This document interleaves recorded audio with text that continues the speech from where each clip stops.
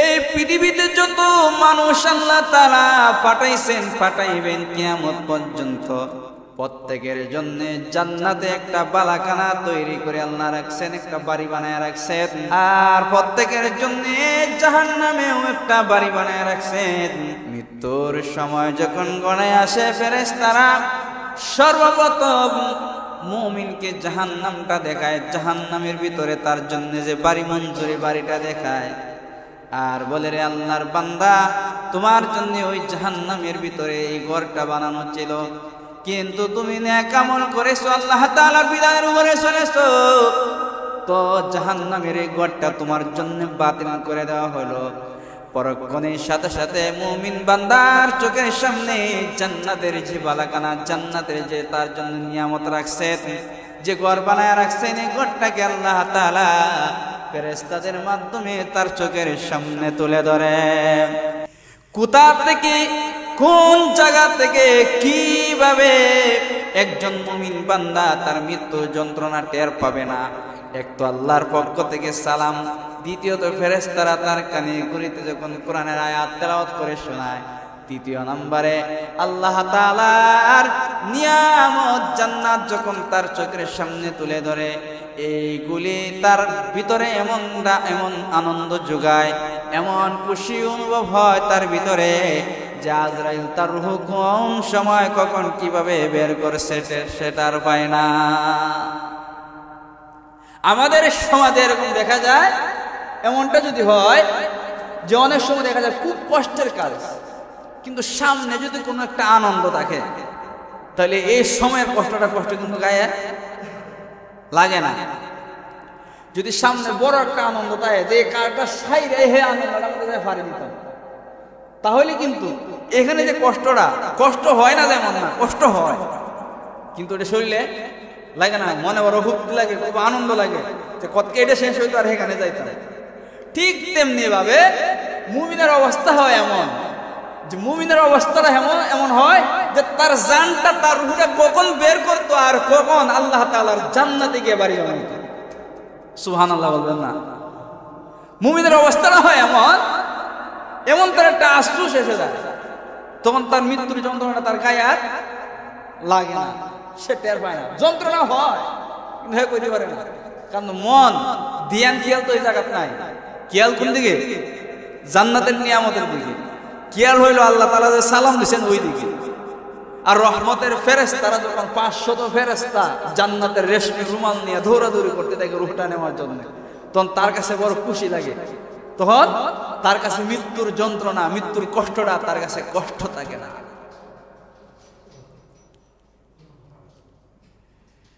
হঠাৎ মৃত্যু হয়ে যায় না অনেকের, এটা কিন্তু খারাপ। এটা কি খারাপ? আল্লাহর নবী এই কারণে বলছেন যে হঠাৎ মৃত্যু থেকে সবসময় আল্লাহর কাছে পানা চাইবা। হঠাৎ মৃত্যু থেকে আল্লাহর কাছে পানা চাইবা। আরেকটা হলো কি, আল্লাহর নবী আরেকটা দোয়া শিখাইছেন, আল্লাহুম্মা হাসিবনি হিসাবান ইয়াসীরা, আল্লাহুম্মা হাসিবনি হিসাবান ইয়াসীরা। আল্লাহর নবী মুহাম্মদ রাসূলুল্লাহ সাল্লাল্লাহু আলাইহি ওয়াসাল্লাম তিনি বলেন, আল্লাহর কাছে সব সময় প্রত্যেক নামাজের সেজদায় গিয়ে পড়বে, আল্লাহুম্মা হাসিবনি হিসাবান ইয়াসীরা। আয় আল্লাহ, আমার দুনিয়ার হায়াত যখন শেষ হয়ে যাবে, আখিরাতের হায়াত যখন আমার শুরু হবে, অর্থাৎ কিয়ামতের মাঠে যখন আমি দাঁড়ায় যাব তোমার সামনে, তখন আমার কাছ থেকে কোনো হিসাব নিও না, আমার হিসাবটা সহজ করে বিনা হিসাবে আমারে তুমি জান্নাতের মেহমান বানায়া দিও। কারণ পৃথিবীর মানুষের কাছে, আপনার কাছে, আমার কাছে, আপনার আমার মালিক আল্লাহ তাআলা যদি হিসাব চায়, যে হিসাব দাও, নাজ নিয়ামতের হিসাব দাও, কি পরিমাণ নিয়ামত ভোগ করছো, কি পরিমাণ আমার হুকুম পালন করছো, হিসাব দাও। এই হিসাব যদি কোনো বান্দা বান্দিকে আল্লাহ তাআলা তার হিসাব বন্টনের হিসাবটা যদি তার কাছ থেকে নিতে চায়, কোনো বান্দা বান্দির কাছ থেকে যদি হিসাব নিতে চায়, আল্লাহর নবী বলেন হিসাব চাইবে তো তুমি আটকা পড়ে যাবে।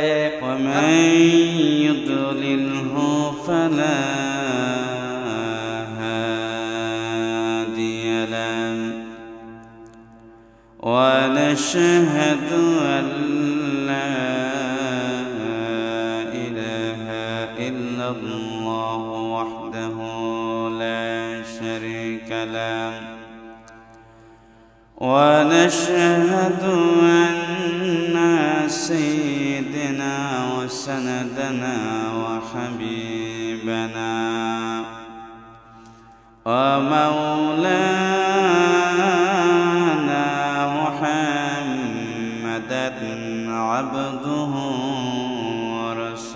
ورسوله أما بعد فأعوذ بالله من الشيطان الرجيم بسم الله الرحمن الرحيم كل نفس ذائقة الموت ثم إلينا ترجعون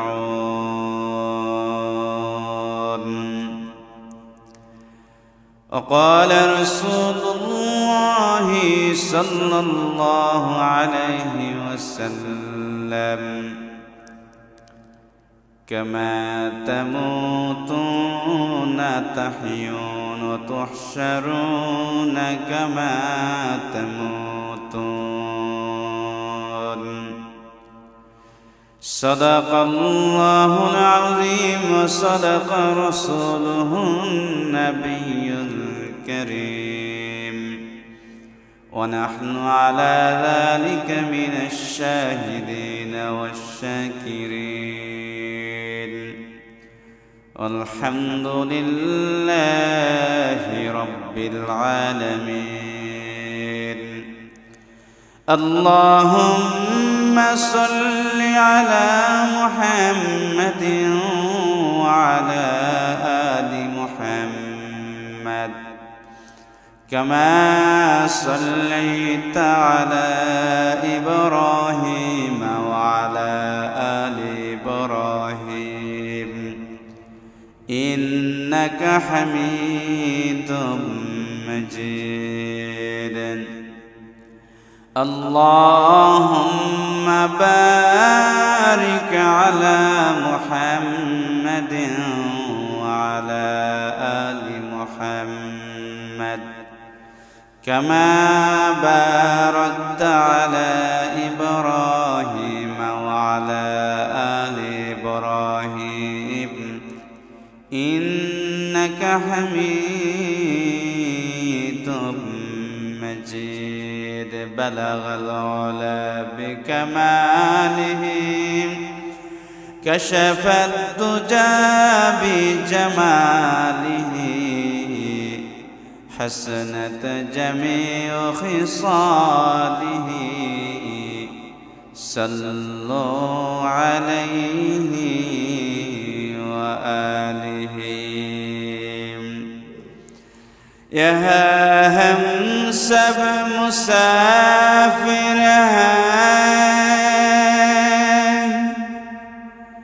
कबर आखिर ठिकाना कोई आगे रवाना है कोई पीछे रवाना बलग अल-उला बिकमालिही कशफ अद-दुजा बिजमालिही حسنت جميع خصاله صلوا عليه وآله سبحانك لا علم لنا إلا ما علمتنا إنك أنت العليم الحكيم ربي زدني علما ربي زدني علما ربي زدني علما ربي يسر ولا تعسر وتمم علينا بالخير আলহামদুলিল্লাহ আল্লাহ পাকের লাখ কোটি শুকরিয়া যে মহান রব্বুল আলামিন অত্যন্ত দয়া করে মেহেরবানি করে শাওয়ালের শেষের দিকে আল্লাহ তাআলা পবিত্র জুমায় অংশগ্রহণ করার তৌফিক দান করেছেন। সেজন্য আল্লাহ তাআলার দরবারে শুকরিয়া আদায় করি, বলি আলহামদুলিল্লাহ। আল্লাহ তাআলার আরো লাখ কোটি শুকরিয়া যে মহান রব্বুল আলামিন বিগত জুম্মা থেকে এ পর্যন্ত আমাদেরকে হায়াত দিয়েছেন। আমি বারবার কথাটা বলি যে মানুষের কাছে আল্লাহ তাআলার পক্ষ হইতে যতগুলা বড় নিয়ামত আছে এর ভিতরে একটা নিয়ামত হলো হায়াত। হায়াত পাইলে নেক আমল করা যায়, হায়াত না পাইলে নেক আমল করা যায় না। মানুষ হায়াতের ভিতরে দিয়ে গুনাহ করে, হায়াতের ভিতরে দিয়ে নেক আমল করে। মানুষের হায়াত যে পর্যন্ত চলে তার দুনিয়া আখিরাত সে পর্যন্ত চলে। হায়াত শেষ, দুনিয়াও শেষ, আখিরাতও শেষ, অর্থাৎ দুনিয়া এবং আখিরাতের কামাই সমাপ্ত হয়ে যায়। সে কারণে আল্লাহ তাআলার পক্ষ থেকে যে বান্দা একদিন হায়াত পাইল, সে আল্লাহ তাআলার বিশেষ একটা নিয়ামত পাইল। হায়াত বিশাল বড় একটা নিয়ামতের নাম, বিশাল বড় একটা দৌলতের নাম। বিগত জুমায় আলোচনা করেছিলাম মৃত্যুর উপরে, মৃত্যুর যন্ত্রণার উপরে আলোচনা করেছিলাম। বলেছিলাম যেখানে আয়না রাখছিলাম সেখান থেকে শুরু করব। মৃত্যুর যন্ত্রণার উপরে আনুষঙ্গিক কিছু আলোচনা বিগত জুমায় করেছিলাম। পরিপূর্ণ আলোচনায় এক একটা বিষয়ের উপরে পরিপূর্ণ আলোচনা করতে গেলে দীর্ঘ সময়ের প্রয়োজন, কিন্তু পবিত্র জুমার বয়ানে লম্বা চূড়া আলোচনা করা যায় না, সময় থাকে অল্প, যার কারণে এত লম্বা চূড়া আলোচনা করা যায় না। যাই হোক, মৃত্যু হবে আমাদের। দুনিয়া এবং আখিরাত দুইটাকে এক জায়গায় করলে আমরা দেখতে পাই দুনিয়ার জমিনে পদার্পণের যে দরজাটা, এই দরজাটার নাম হলো জন্ম, এবং আখিরাতে ঢোকার যে দরজাটা, এই দরজাটার নাম হলো মৃত্যু। অর্থাৎ মানুষের জীবনের দুইটা অধ্যায়, একটার নাম হলো জন্ম আর একটার নাম হলো মৃত্যু। প্রত্যেকটা মানুষ নর নারী প্রাণীকুল, আমি বিগত জন্মায় বলেছিলাম প্রাণীকুলের জন্ম যেমন আছে মৃত্যু তেমন আছে। প্রাণীকুলের জন্য আল্লাহ তাআলা মৃত্যুর দরজা রাখছেন, জন্মের দরজা রাখছেন। কিন্তু আল্লাহ তাআলা সূরা মুলুকের ভিতরে বলেছিলেন, আল্লাযী খালাকাল মাউতা ওয়াল হায়াতা লিয়াবলুয়াকুম আইয়ুকুম আহসানু আমালা। আল্লাহ তাআলা আয়াতের ভিতরে বলেন, আল্লাযী খালাকাল মাউত, তোমার মরণটা নিশ্চিত, ওয়াল হায়াতা লিয়াবলুয়াকুম আইয়ুকুম আহসানু আমালা, তোমাকে যে হায়াত দিয়ে দুনিয়াতে প্রেরণ করা হলো, কেন? আইয়ুকুম আহসানু আমালা, তোমার আমলকে দেখার জন্য, তোমার ভালো আমলকে পরীক্ষা করার জন্য। এই আয়াতের ভিতরে আল্লাহ তাআলা মৃত্যুর কথাটা আগে আনছেন আর হায়াতের কথাটা কি পরে আনছেন। অথচ আমরা বাস্তব দৃষ্টিতে দেখতে পাই আগে জীবন পরে মরণ, কিন্তু আল্লাহ তাআলা বললেন কি আগে মরণের কথা উল্লেখ করলেন, পরে হায়াতের কথা উল্লেখ করলেন।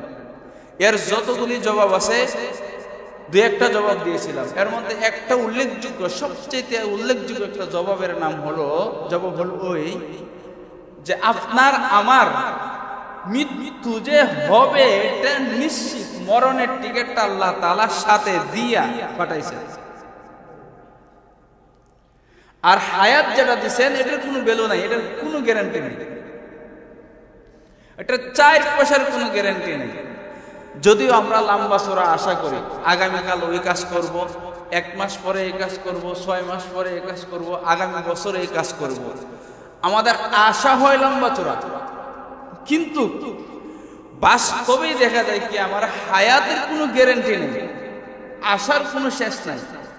হাই রে আশা আর আশা, কিন্তু আমার হায়াত যে নাই, হায়াত যে আছে কিনা তা তো আমি বলতে পারি না।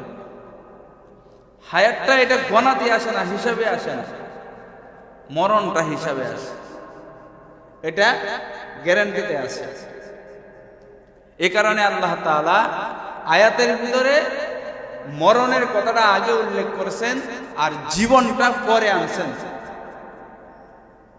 জীবন পাইলে মরণ, অর্থাৎ সর্বোপরি কথা হলো আমি জীবন পাইছি, জীবন পাওয়ার পরে আমার মরণ যে হবে এর মধ্যে কোনো সন্দেহ নাই, নিঃসন্দেহ মরণ হবে আমার।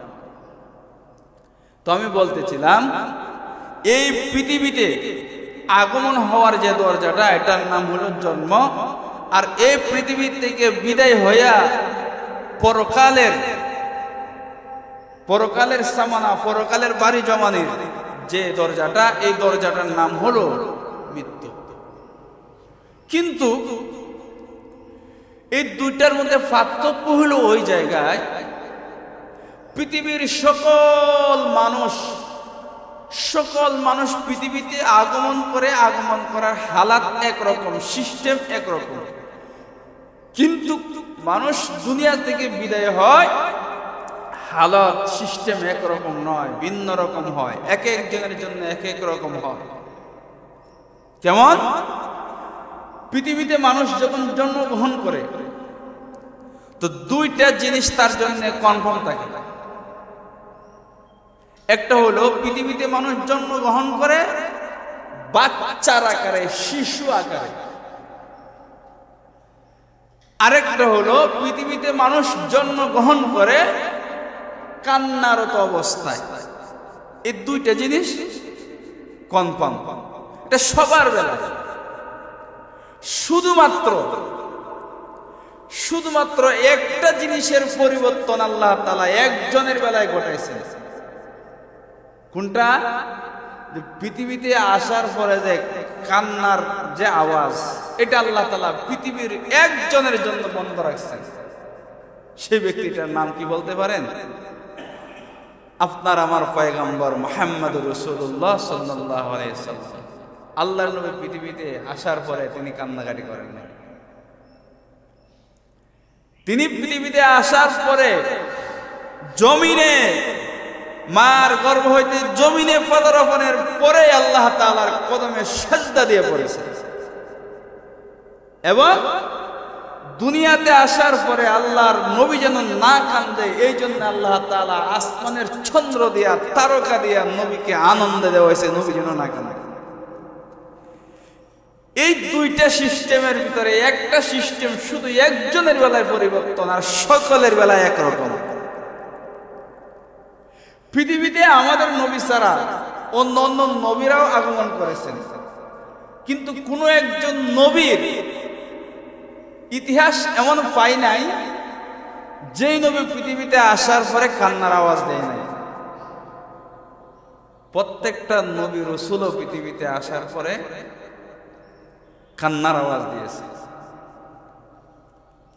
আর আমাদের নবী শুধুমাত্র পৃথিবীতে আগমন হওয়ার পরে হাসছেন।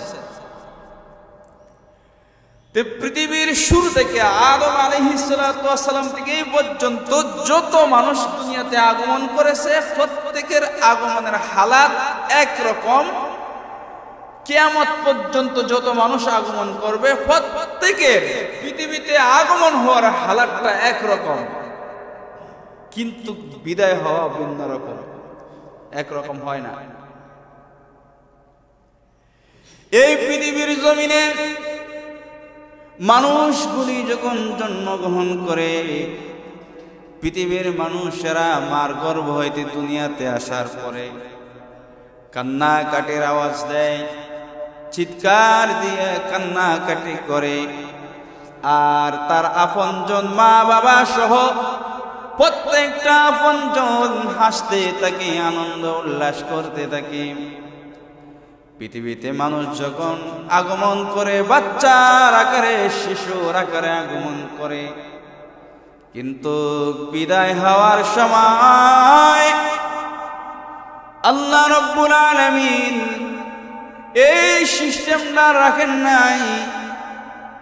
আল্লাহ তাআলার কিছু বান্দা বান্দি এমন হয়, দুনিয়াতে আসার সময় যেমন কান্না করে আসছে, পৃথিবী থেকে বিদায় হয়ে যাওয়ার সময় এরকম ভাবে কান্নাকাটি করে, কানতে কানতে যায়। পৃথিবীর মানুষও কান্দে, সেও কান্দে। আর আল্লাহ তাআলার বহু নেককার বান্দা এমন আছে, পৃথিবী থেকে বিদায় হওয়ার সময় হাসতে থাকে, আনন্দ উল্লাস করতে থাকে, হাসতে হাসতে বিদায় হয়। আর পৃথিবীর মানুষ তার জন্য কান্না করতে থাকে। বুঝে থাকলে বলুন দেখি, যেই মানুষটা পৃথিবীতে আগমন হওয়ার সময় কান্নার আওয়াজ দিয়ে আগমন করেছে, আবার যাওয়ার সময় কান্নার আওয়াজ দিয়ে যাইছে, পৃথিবী থেকে বিদায় হওয়ার সময় কান্নাকাটি করছে, এর জন্য খুশনসিব, এর জন্য কি ভালো সুসংবাদ না। কিন্তু যে ব্যক্তিটা পৃথিবীতে আগমন হওয়ার সময় কান্নার আওয়াজ দিয়ে আগমন করেছে, পৃথিবী থেকে বিদায় হওয়ার সময় হাসতে হাসতে বিদায় হয়েছে, এই দুই ব্যক্তির ভিতরে আল্লাহর নবী বলেন, যে ব্যক্তিটা হাসতে হাসতে বিদায় হয়েছে সে সফল, পরকালের দরজা তার জন্য ভালো। এই পৃথিবী থেকে বিদায় হওয়ার মৃত্যু নামক দরজায়, মৃত্যু নামক পিয়ালাটা পৃথিবীর সকল প্রাণীকুলের গ্রহণ করতে হবে, এর ভিতরে কোনো সন্দেহ নাই। আল্লাহ রাব্বুল আলামিন কোরআনে কারীমের ভিতরে বলেন, কুল্লু নাফসিন যায়িকাতুল মাউত, সকল প্রাণীদের মৃত্যুর স্বাদ গ্রহণ করতে হবে, মৃত্যুর পেয়ালা গ্রহণ করতে হবে। মৃত্যুর পেয়ালা গ্রহণ না করে পরকালের দিকে কেউ যাইতে পারবে না। কিন্তু রব্বুল আলামিন এই যে মৃত্যু নামক দরজাটাকে কারোর জন্য শুভময় করেন, কাহারোর জন্য অকল্যাণ করেন, কাহারোর জন্য ভালো, কাহারোর জন্য মন্দ। এই পৃথিবীতে আগমন হওয়ার পরে যে বান্দা বান্দি তার জিন্দিগিটা আল্লাহ তাআলার বিধানের উপর, তার মালিকের হুকুমের উপর চালাইছে, আল্লাহর এই বান্দা পৃথিবী থেকে বিদায় হওয়ার সময় হাসতে হাসতে বিদায় হবে। আর তামাম পৃথিবীর মানুষ তার চাল চলনে, তার আচরণে কাঁদতে থাকবে, আফসোস করতে থাকবে। শুধু তাই নয়, আল্লাহর নবী বলেন, নেককারের মৃত্যুতে আসমান কাঁদে, জমিন কাঁদে, এমনকি আল্লাহ তাআলার আরশে আযীম পর্যন্ত কাঁদতে থাকে। আর বদকারের মৃত্যুতে কেমন হয়? বদকার যখন মৃত্যুবরণ করে, আহারে মৃত্যুর যন্ত্রণা কত কঠিন, মৃত্যুর যন্ত্রণা কত কষ্টদায়ক। আল্লাহর পয়গম্বর সলিলুল কদর পয়গম্বর হযরত মুসা আলাইহিস সালাতু ওয়াস সালাম, তিনাকে এক আল্লাহর বান্দা স্বপ্ন যুগে জিজ্ঞেস করেন, ওগো আল্লাহর পয়গম্বর, আপনি তো আল্লাহর পক্ষ থেকে প্রেরিত রাসূল ছিলেন, আপনার মৃত্যুর কোনো কষ্ট হয়েছেনি? হযরত ইব্রাহিম আলাইহিস সালাতু ওয়াস সালাম, হযরত মুসা আলাইহিস সালাতু ওয়াস সালাম তিনি বলেন, আমার মৃত্যুর যন্ত্রণা কি পরিমাণ হয়েছে সব স্তরে বুঝাইতে তোমাকে পারবো না, তবে একটা দৃষ্টান্ত দেই। আমার পেটের ভিতরে নারী বুড়ির সঙ্গে কয়েক হাজার রশি একসাথে বেঁধে কয়েক হাজার লোকে সজোরে টান দিলে যদ্দুর কষ্ট হয়, আমার রূহ বের করার সময় এমন কষ্ট অনুভব আমার হয়েছে। হযরত ঈসা আলাইহিস সালাতু ওয়াস সালাম আল্লাহর পয়গম্বর একটা কবরের পাশে গিয়া তিনি দাঁড়াইলেন, দাঁড়ায় বললেন কুম বিইযনিল্লাহ, আল্লাহর হুকুমে উঠো। কারণ হযরত ঈসা আলাইহিস সালাতু ওয়াস সালামকে আল্লাহ তাআলা এই মুজিজা দিয়েছিলেন, তিনি যে কোনো কবরের পাশে গিয়া দাঁড়ায় যদি বলতেন কুম বিইযনিল্লাহ, আল্লাহর হুকুমে উঠো, মানুষ সাথে সাথে জিন্দা হয়ে উঠতো। আল্লাহ তাআলা তাকে এই মুজিজা দিয়েছিল। ঈসা আলাইহিস সালাতু ওয়াস সালাম কবরের পাশে গিয়া দাঁড়াইয়া যখন এই হুকুম দিলেন, কবরে কে আছো উঠো, বলার সাথে সাথে কবরের ভিতর থেকে একজন লোক বের হয়ে আসলো। হযরতে ঈসা আলাইহিস সালাতু ওয়াস সালাম জিজ্ঞেস করেন, আপনি কি, আপনার পরিচয় কি? কবর থেকে উঠনেওয়ালা ব্যক্তিরা ডাক দিয়ে বলে, আমি নূহ আলাইহিস সালাতু ওয়াস সালামের সন্তান, আমার নাম সাম, পয়গম্বর। হযরত ঈসা আলাইহিস সালাতু ওয়াস সালাম অনেকগুলি কথা বলেছিলেন আল্লাহর এই পয়গম্বরের সাথে।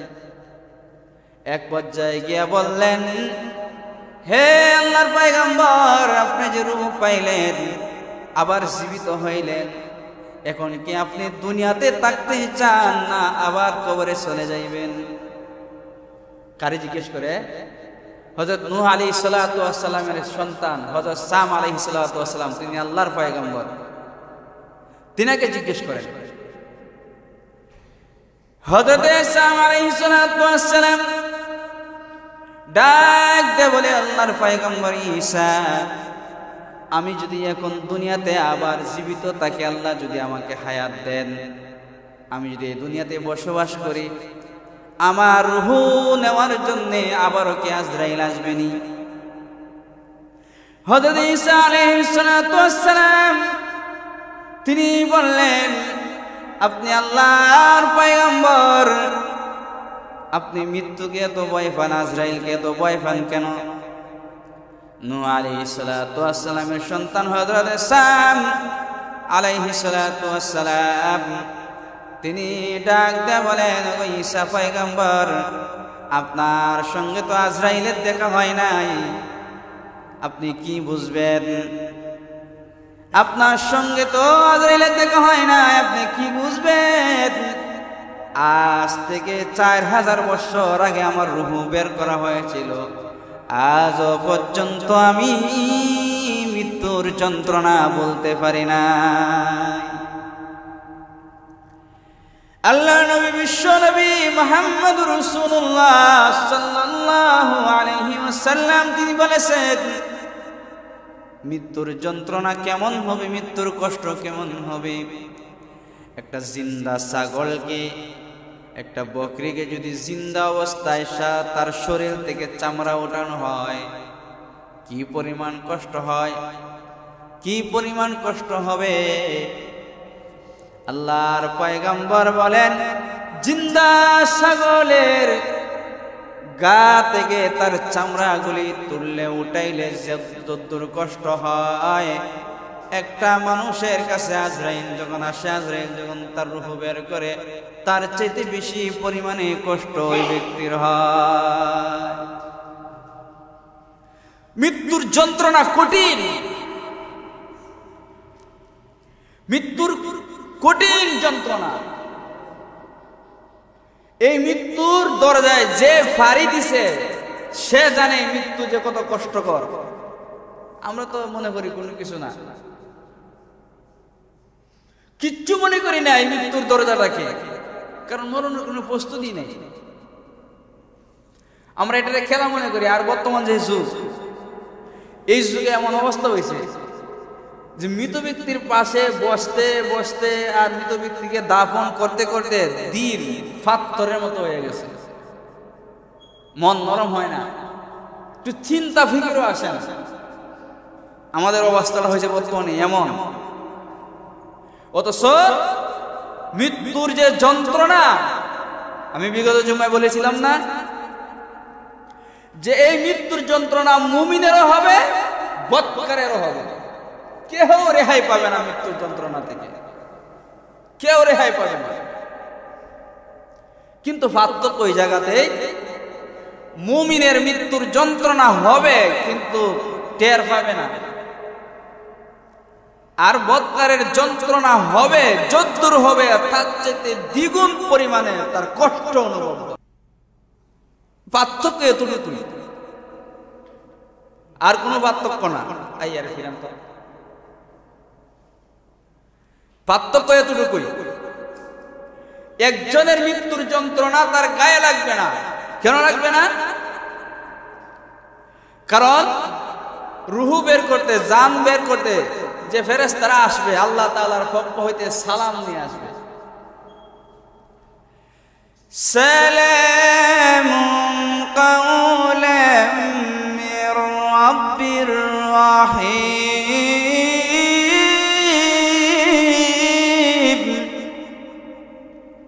আল্লাহর পক্ষ থেকে সালাম নিয়ে আসবে ফেরেশতারা। কেমন হবে?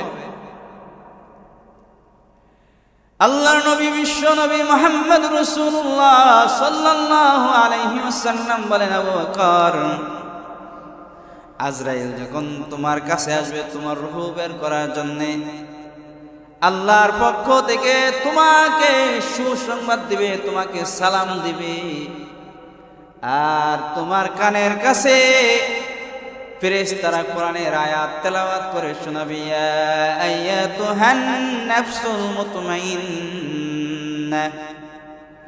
ইরজিই ইলা রাব্বিকি রাদিয়াতাম মারদিয়াম ফাদখুলি ফি ইবাদি ওয়াদখুলি জান্নাতি। এই আয়াতগুলি তোমার কানের কাছে শোনাবে আর বলবে, হে প্রশান্ত মন, আল্লাহ তাআলার হুকুমে বের হয়ে আসো। তখন আল্লাহ তাআলার হুকুমে বের হয়ে আসো, এই কথা সেই মুমিন বান্দাটার কানে কানে ফেরেশতারা বলবে।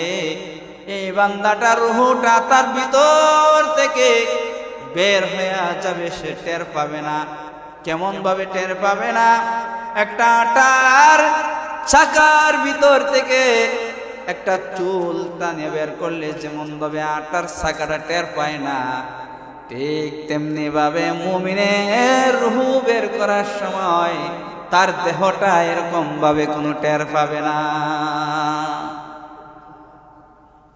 তার কষ্ট লাগবে না, তার অবস্থাটা হবে এমন, তার জন্য সহজ হবে, তার জন্য আসান হয়ে যাবে, সে বলতে পারবে না, ঘুমিয়ে যাবে। এই জীবনের বহু আল্লাহর বান্দাকে দেখেছি, পাশে বসে থেকে দেখেছি আল্লাহর বান্দা ঘুমায় রয়েছেন, দুইটা চক্ষু বন্ধ করে ঘুমায় রয়েছেন, নড়াচড়া নাই। আল্লাহর বান্দার দেহ থেকে রূহ কখন বের হয়ে গেছে পাশে বসে থাকা মানুষেরা বলতে পারে না। আবার অনেক আল্লাহর বান্দা বান্দির অবস্থা এমন হয়, আজরাইলকে দেখার পরে তার গায়ে যখন ছটফট শুরু হয়ে যায়, মৃত্যুর যন্ত্রণা শুরু হয়ে যায়। তাফসীরের কিতাবে, হাদিসের কিতাবে উল্লেখিত আছে মৃত্যুর যন্ত্রণা কোন জায়গা থেকে শুরু হয়। মুফাসসিরিনে কেরাম বলেন পায়ের বৈরা আঙ্গুল থেকে মৃত্যুর যন্ত্রণা শুরু হয়, আস্তে আস্তে উপরের দিকে উঠতে থাকে। এই কারণে দেখবেন বহু আল্লাহর বান্দা এমন হয় মৃত্যুর আগে পা লড়াইতে পারে না, হাত লড়াইতে পারে না, কিন্তু মৃত্যুর মুহূর্ত তার হাতের ভিতরে, পায়ের ভিতরে এমন শক্তি এসে যায় যে হাত যদি টানে মারে, বামে মারে, পাশে মানুষ থাকলে মানুষ ছিটকে গিয়ে পড়ে যায়। পায়ের ভিতরে অনেক শক্তি এসে যায়। তার কারণ কি?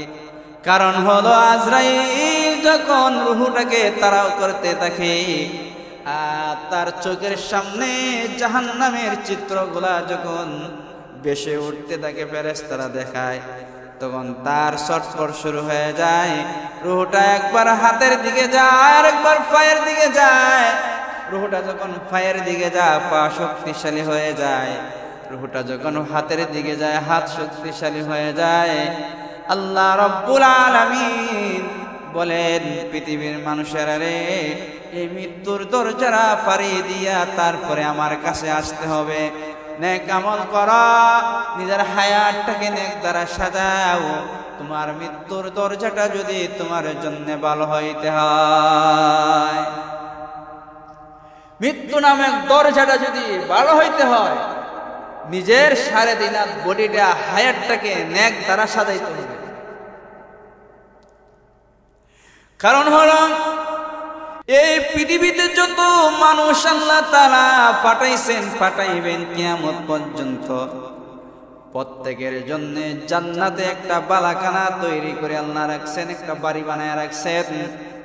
আর প্রত্যেকের জন্য জাহান্নামেও একটা বাড়ি বানায় রাখছেন।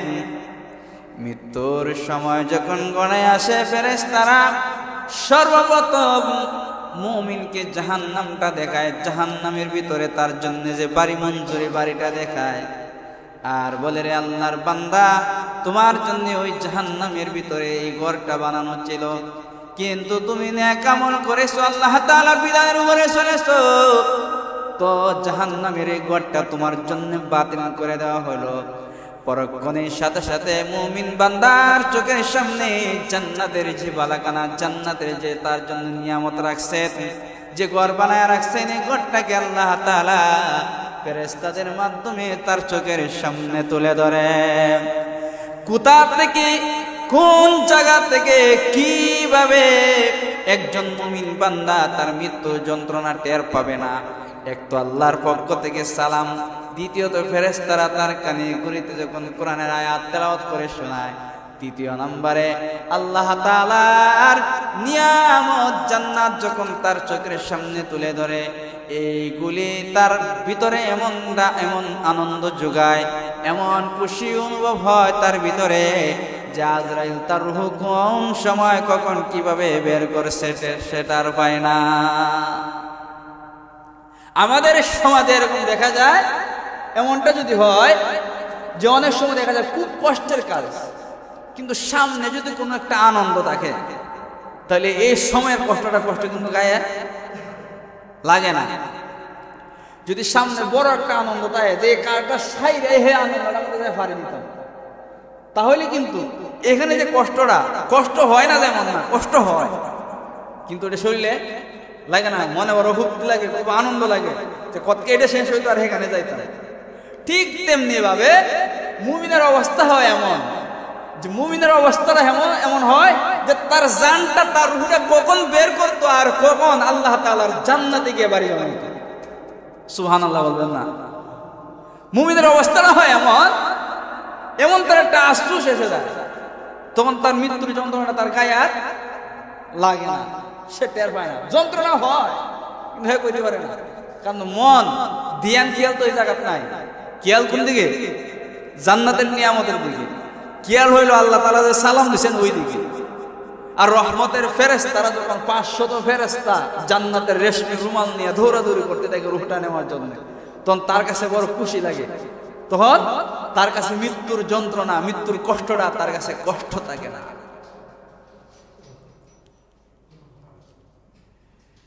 হঠাৎ মৃত্যু হয়ে যায় না অনেকের, এটা কিন্তু খারাপ। এটা কি খারাপ? আল্লাহর নবী এই কারণে বলছেন যে হঠাৎ মৃত্যু থেকে সবসময় আল্লাহর কাছে পানা চাইবা।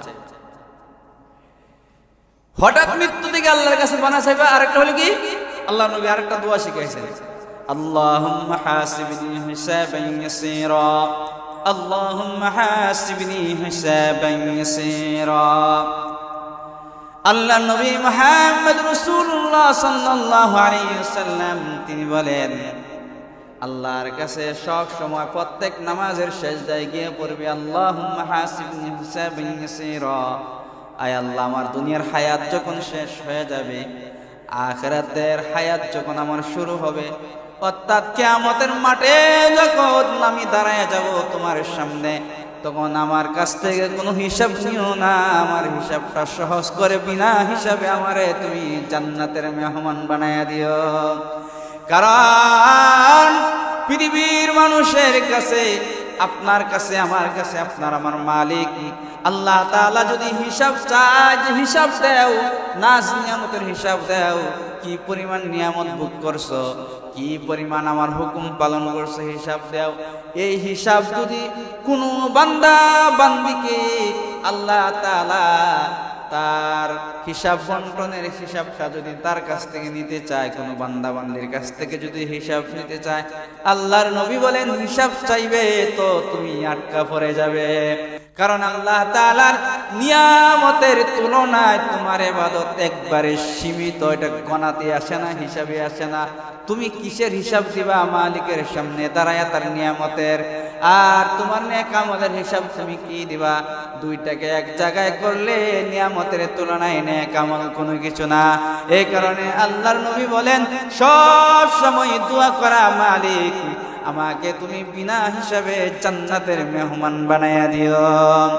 বলতেছিলাম মৃত্যুর যন্ত্রণা মুমিনেরও হবে, বদকারেরও হবে, কিন্তু বদকারের যন্ত্রণা আসতে তার শরীরে লাগবে, সে তার পাবে, নেককার তার পাবে না। এখন আসুন মৃত্যুর পরের অবস্থা কেমন। এই পৃথিবীতে মানুষ যেমন তার কোনো অস্তিত্ব ছিল না, আজ থেকে 100 বছর আগে আমাদের কোনো নাম ছিল না, ছিল নি? এখানে যারা আছি 100 বছর বয়স তো কেউরও হয় নাই, হয়েছে নি? কারো হয় না।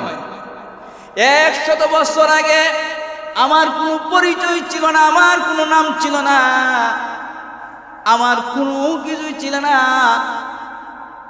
আল্লাহ তাআলা কোরআনের ভিতরে বলেন হাল্লাতা আলাল ইনসানি হিনুম মিনাদ দাহর লাম ইয়াকুন শাইআম মাযকুরা। এ বান্দা বান্দি, তোর পৃথিবীতে কোনো পরিচয় ছিল না, তুমি কি ছিলে, তোমার কোনো নামগন্ধ ছিল না, তুমি কোন বংশের, তুমি কার সন্তান, এমন কোনো পরিচয় তোমার এই জমিনে ছিল না। এমন একটা সময় বান্দা বান্দিরে তোর জন্য আসবে, এই জমিনে আবার তোমার কোনো পরিচয় থাকবে না, তোমার কোনো নাম থাকবে না। এর বাস্তব প্রমাণ হলো আপনার আমার প্রত্যেকেরই মা বাবার দেওয়া, আপনজনদের দেওয়া কোনো না কোনো একটা নাম আছে, কিন্তু মানুষের দেহ থেকে, আপনার আমার দেহ থেকে রূহটা যখন বের হয়ে যাবে, মসজিদের পালকির উপরে যখন শোয়া দেওয়া হবে, এই পৃথিবীর মানুষেরা আর কোনোদিন বলবে না, তখন আর এই কথা বলে না আব্দুল সত্তার কোথায়, আব্দুল গাফফার কোথায়, সকলে বলে লাশ কোথায়, নাম আসেনি। 100 বছর আগে আমার নাম ছিল না, আরে আমারে কবরও দেওয়া লাগে নাই, কবরে শোয়ানোর আগে এই পৃথিবীর মানচিত্র থেকে আমার নামটা মুছে গেল, নামটা পরিবর্তন হয়ে গেল, লাশে রূপান্তরিত হয়ে গেল। ও পৃথিবীর মানুষ, একবার চিন্তা করা দরকার যে এই পৃথিবীতে আমার পরিচয় ছিল না, আবার থাকবে না, আমি কেন আসলাম, কি কারণে আপনার আমার মালিক পাঠাইলেন, চিন্তা করা দরকার। আল্লাহ রাব্বুল আলামিন পৃথিবীতে পাঠাইছেন তার গোলামির জন্য, তার ইবাদতের জন্য। আল্লাহর নবী বলেন নেককার ব্যক্তিটা যখন মৃত্যু হয়ে যায়, পৃথিবীর মানুষ তার জন্য আফসোস করে কাঁদতে থাকে, অমুক ভাই অমুক ভালো ছিল, অমুকের আখলাক খুব ভালো ছিল, অমুকের লেনদেন খুব ভালো ছিল, অমুকের চালচলন খুব ভালো ছিল। মানুষ আফসোস করতে থাকে, মানুষ কান্নাকাটি করতে থাকে। আর আল্লাহর ওই নেককার বান্দা তখন শুয়ে শুয়ে বলতে থাকে, আমার আপনজনেরা তোমরা আমাকে বিলম্ব করতেছ, অথচ আমার জন্য জান্নাত রেডি, অথচ আমার জন্য জান্নাতের বালাখানা প্রস্তুত। এ আমার আপনজনেরা কে কোথায় আছো, আমাকে তাড়াতাড়ি ওই অন্ধকার কবরের ভিতরে শোয়া দিয়ে আসো। আর লোকটা যদি বদকার হয়, তাকে যখন খাদে করিয়া গুরুস্থানের দিকে, খবরের দিকে নিয়ে যাওয়া হয়, আরে চিৎকার দিয়ে কাঁদতে থাকে আর বলতে থাকে, আমাকে কোথায় নিয়ে যাচ্ছ, আমাকে কোথায় নিয়ে যাইতেছো, এই কবরে শোয়া দিলে আযাবের কোনো সীমা থাকবে না, আমার জন্য জাহান্নাম প্রস্তুত করা হয়েছে, এই কবরে আমাকে শোয়া দিবা না। নেককার বলে আমারে তাড়াতাড়ি শোয়া দেয়, বদকার বলে কি আমার এই কবরে নিও না, এই কবরে শোয়া দিয়ে আসলে আমার কোনো আযাবের শেষ থাকবে না। একটু চিন্তা করা দরকার যে সন্তানের জন্য, যে স্ত্রীর জন্য, যাদের জন্য গাড়ি করলাম, বাড়ি করলাম, মাথার ঘাম পায়ে ফালাইলাম, এত কষ্ট করলাম, ওরা নিজ হাতে গোসল দিয়া, নিজ হাতে কাফন চড়াইয়া, নিজ হাতে নিজের সন্তান যার জন্য এত কিছু করলেন, এই সন্তানও আপনাকে অন্ধকার কবরে শোয়া দিয়া চলে আসবে। আজও পর্যন্ত পৃথিবীর এমন কোনো সন্তান পাওয়া যায় নাই, এমন কোনো স্বামী পাওয়া যায় নাই, এমন কোনো স্ত্রী পাওয়া যায় নাই, এমন কোনো মা বাবা পাওয়া যায় নাই যে বলবে আমার মায়ের সঙ্গে আমার বাবার সঙ্গে কবরে আমাকে শোয়া দাও। আমার বাবা অন্ধকার কবরে কেমনে থাকবে, আমার মা অন্ধকার কবরে কেমনে থাকবে, আমার তাদের সঙ্গে কবরে শোয়া দাও। আরে আমার আদরের স্ত্রী দুনিয়া থেকে বিদায় হয়ে গেল, অন্ধকার কবরে কেমনে থাকবে, তার সাথে সাথে আমাকে কবরে শোয়া দেওয়া হয়। এরকম কোনো আপন, এরকম কোনো বন্ধু আজও পর্যন্ত খুঁজে পাওয়া যায় না। আরে শুধু তাই না, 15-16 বছর যাবত ইমামতি করি, আল্লাহর বহু বান্দা আছে এসে বলে হুজুর লন বাবার কবরটা একটু জিয়ারত করে আসি, সন্ধ্যা হয়ে যাইতেছে, লন সন্ধ্যা হওয়ার আগে জিয়ারত করে আসি, মার কবরটা একটু জিয়ারত করে আসি, সন্ধ্যা হয়ে যাইতেছে, সন্ধ্যার আগে জিয়ারত করে আসি। তো মাঝে মাঝে বলি রে ভাই সন্ধ্যার পরে গেলে সমস্যা কি? বলে হুজুর ভয় লাগে। কি কয়? আরে সন্ধ্যার পরে গুরুস্থানে শুয়ে থাকা মা বাবার কবর জিয়ারত করার জন্য সন্তান যায় না, সন্তানের কবর জিয়ারত করতে পাওয়া যায় না, কারণ সন্ধ্যা হয়ে গেছে, অন্ধকার, ভয় লাগে।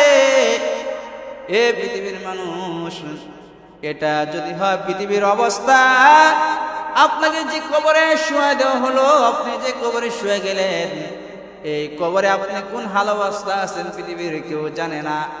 এই কবরের চিত্র আপনার সন্তান জানে না, আপনার মা বাবা জানে না। এই প্রযুক্তির যুগে বাংলাদেশে বসে, এই কুমিল্লার জমিনে বসে বাংলাদেশের যে কোনো প্রান্ত থেকে লন্ডন আমেরিকার কবর নেওয়া যায়, মুহূর্তে সংবাদ লওয়া যায়, কিন্তু 3.5 হাত মাটির নিচে শুয়ে থাকা মা বাবা অথবা সন্তান বা অথবা আপনজনদের কবরের হালাত, কবরে কোন অবস্থায় আছে, খোঁজ খবর নেওয়ার মতো শক্তি পৃথিবীর কারণে। আল্লাহর নবী বলেন কবরে রাখার পরে অবস্থা কেমন হবে? নবী বলেন কবরের মাটির 2 পার দূরে চলে যাবে, চোখের পলকে দেখা যায় না, এত দূরে চলে গেছে। দূর থেকে আসবে চাপ দেওয়ার জন্য। কবরে রাখার পরে মাটির যে চাপ, এটা বদকার কেউ দিবে, নেককার কেউ দিবে। আল্লাহর নবী দৃষ্টান্ত দিয়া 2 হাত দিয়ে দেখান, ও সাহাবায়ে কেরাম, কবরের মাটি 2 দিক থেকে যখন চাপ দিবে, পাজরের হাড়গুলো একটার ভিতর আর একটা এরকম ভাবে ঢুকে যাবে, আর চিৎকার দিয়ে কাঁদতে থাকবে, আমাকে বাঁচাও, আমাকে বাঁচাও। কিন্তু পৃথিবীর কেউ তার ডাকে সাড়া দেয় না, পৃথিবীর কেউ তার কান্নার আওয়াজ শুনতে পায় না।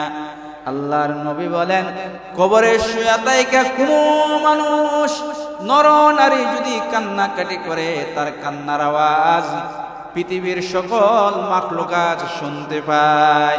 এর বাস্তবতা হলো মাঝে মাঝে দেখবেন কোন গুরুস্থানের পাশে যদি গরু ছাগলকে বেঁধে রাখা হয়, দেখবেন গরু ছাগলটা কবরের পাশে থাকতে চায় না, গরুটা থাকতে চায় না, ছাগলটা থাকতে চায় না, কি জানি কান কারা করে দিয়া এদিক সেদিক তাকায়।